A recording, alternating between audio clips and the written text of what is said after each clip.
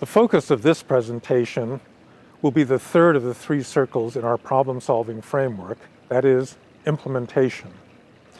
Implementation is where the rubber hits the road. In many real-world situations, policy analysts come up with great policies or plans that simply fail to be implemented. It doesn't matter how good your policy is if there is no way of bringing it into being. Let me give you an example. In discussions of climate policy in the United States, many economists have favored a uniform carbon tax on all activities that emit carbon. Such taxes don't distort underlying incentives and would capture a host of carbon emissions that something like a gasoline tax would miss. Despite the consensus on the need to have such a tax, this has been a non-starter politically.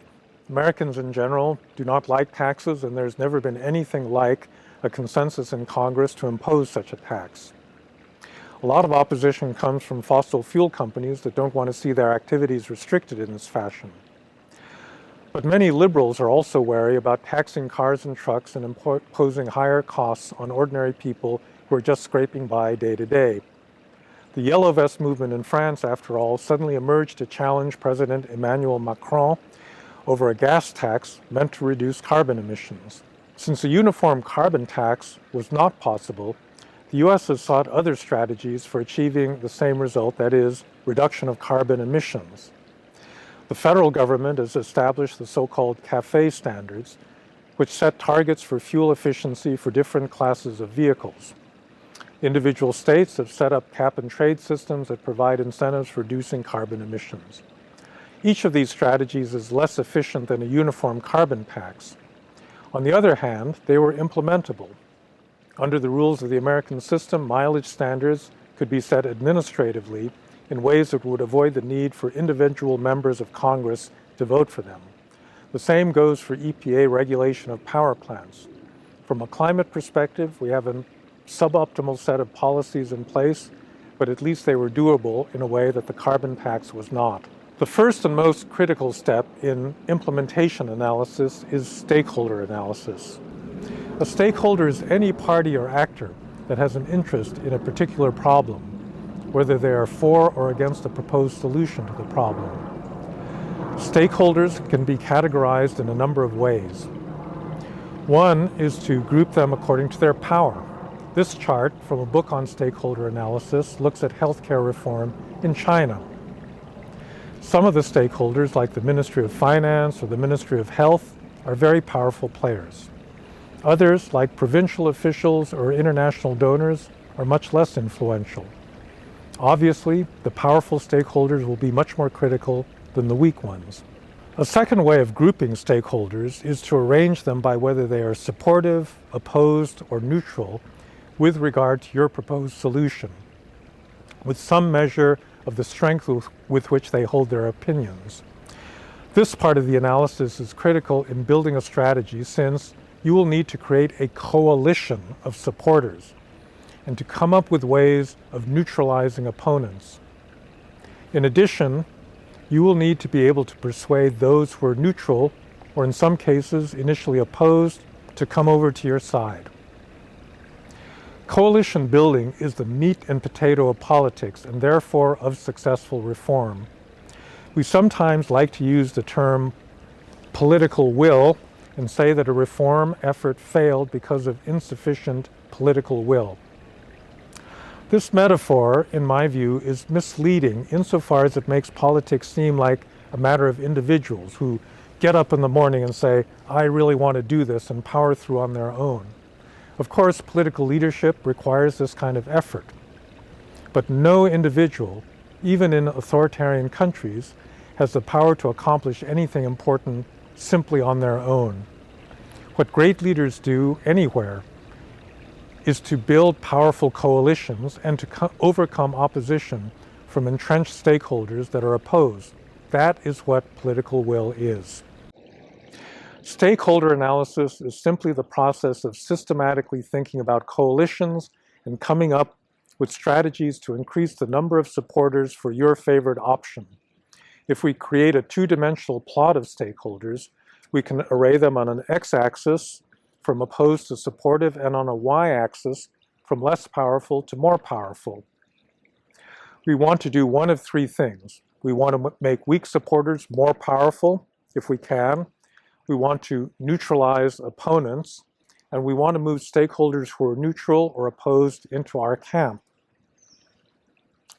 Managing stakeholders in this manner is not rocket science. Every successful politician in human history has engaged in stakeholder analysis, only most do it intuitively and do not lay out an explicit strategy. What we are asking you to do in implementation analysis is to make the implicit explicit and lay out stakes to build a stakeholder coalition in support of your solution. The second and third steps of the implementation circle provide methods for building the coalition. The second step is about identifying resources. There are hardly any policy initiatives that do not have costs associated with them or do not require new resources. Problem solvers need to be imaginative in locating new opportunities for resources. Governments today rely not just on taxes, but on user fees, public-private partnerships, and a host of other approaches involving both the private and nonprofit sectors. Resources can also be an important source of incentives for neutralizing opponents to an initiative. For example, losers can be compensated, fees and taxes delayed, and so forth. The third step is to build a messaging strategy. The field of communications is often derided as just PR, an activity that is outsourced or done as an afterthought. But communicating with stakeholders is critical to the building of a stakeholder coalition. Many technocratic reforms have failed because governments did not spend enough time explaining new policies to people. For example, consumer subsidies are often wasteful and lead to unsustainable budget deficits, corruption, or waste. No citizen, however, wants to pay more for basic necessities like gas, water, electricity, or other services. Governments, however, often fail to explain why there is a long-term good that will be achieved by more rational pricing, such as the elimination of opportunities for corruption. People follow their self-interest, but those interests can be interpreted in longer or shorter-term ways. Oftentimes, painful reforms need to be justified in terms of long-term self-interest. You may not want to pay more for gasoline, but your children's future will depend on the choices that you make today. The final step in implementation is evaluation of outcomes. Evaluation is critical. No new policy ever gets things right on the first go. The real issue, thus, is not whether to evaluate the outcome of an initiative, but rather how to do it. In recent years, a huge amount of effort has been put into program evaluation using randomized experiments in which a treatment is offered to one group of recipients who are paired with a control group that does not receive the treatment. This is the same procedure that is used in drug testing in the United States, and it constitutes the gold standard for program evaluation. The problem with this approach is more practical than methodological. Randomized experiments are often very costly and also require a great deal of time to implement. What is needed for effective policy implementation, however, is often rapid iteration of different policy ideas. Policies that don't work need to be rejected and promising ones scaled up. This is the approach that the Chinese took when they first opened their economy up to competition in 1978. They established 4 expert zones, for example, and scaled them up when they proved to be effective engines of growth. Sometimes the best is the enemy of the good. An evaluation process that is too costly or slow does not permit rapid iteration and may undercut itself in terms of building political support, since, in the end, nothing succeeds like success. Let's step back and look at the 3 circles again.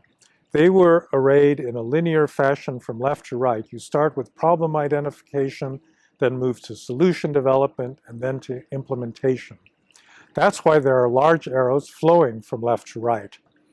But there are also smaller arrows flowing from right to left, because sometimes you will discover that your favorite solution at the end of circle 2 is simply unimplementable, and that you need to think about alternative solutions.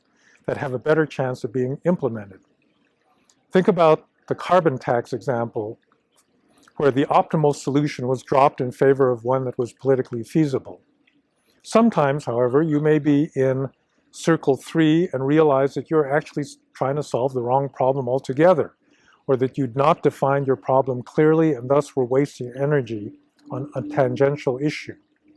In that case, you may have to go all the way backwards to circle 1 and think through your problem from the start. I hope that you will find this problem-solving framework useful.